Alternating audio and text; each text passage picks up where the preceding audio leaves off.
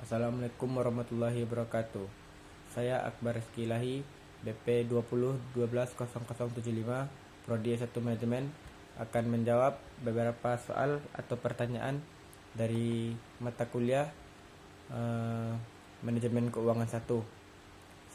Mengapa literasi keuangan, pengetahuan dasar keuangan, investasi serta manajemen keuangan penting untuk diketahui oleh generasi Z atau generasi kekinian yang lahir dari rentang 1996 sampai 2010?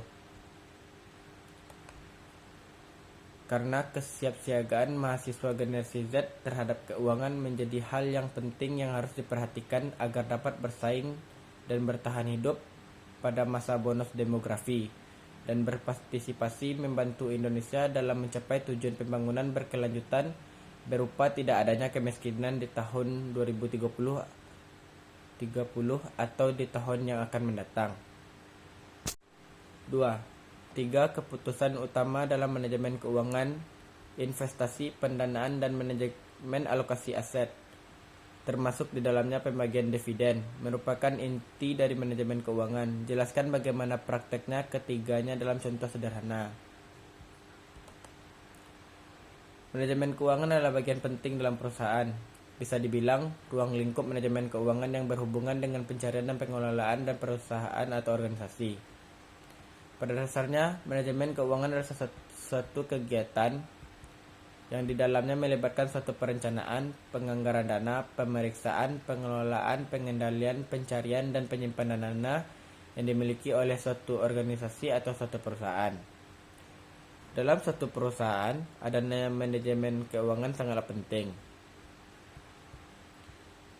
3 keputusan itu adalah: 1. Investasi. Investasi adalah penanaman uang atau modal dalam suatu perusahaan atau proyek untuk tujuan memperoleh keuntungan. Penanaman modal biasanya dalam jangka panjang untuk pengadaan aktiva tetap atau pembelian saham-saham dan surat berharga lain untuk memperoleh keuntungan.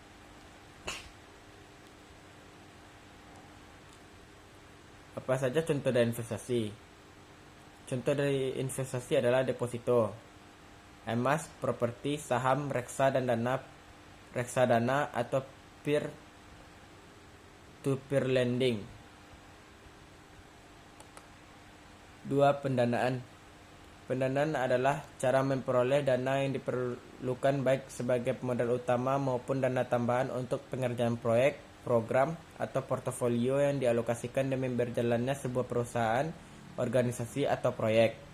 Perusahaan akan mendapatkan modal dalam bentuk utang atau ekuitas.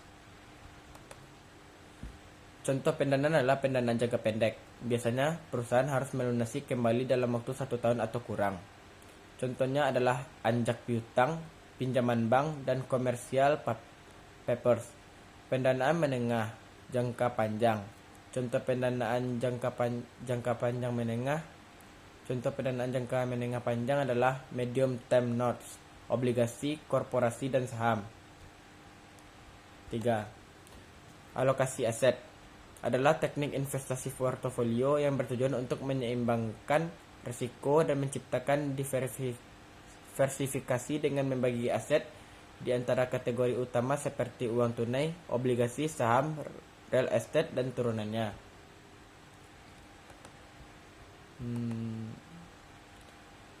Pertanyaan ketiga, apa saja yang mungkin menjadi penghalang bagi perusahaan ketika mempraktekkan keputusasaan utama dalam manajemen keuangan tersebut? Berikan contohnya ya. Adapun faktor-faktor penghalang bagi investasi adalah misalnya inkonsistensi kebijakan pemerintah dan tidak adanya koordinasi kebijakan pusat daerah. Adapun contoh penghalang pendanaan adalah laba yang ditahan, yakni laba bersih perusahaan yang berhasil diperoleh dan digunakan lagi untuk membiayai kebutuhan. Dan terakhir, contohnya penghalang alokasi aset. Tidak ada seimbangnya resiko dan tidak menciptakan diverifikasi dengan membagi aset seperti uang, saham, dan lain-lain. Sekianlah hasil dari jawaban saya. Kalau ada kata-kata salah, mohon dimaafkan. Assalamualaikum warahmatullahi wabarakatuh.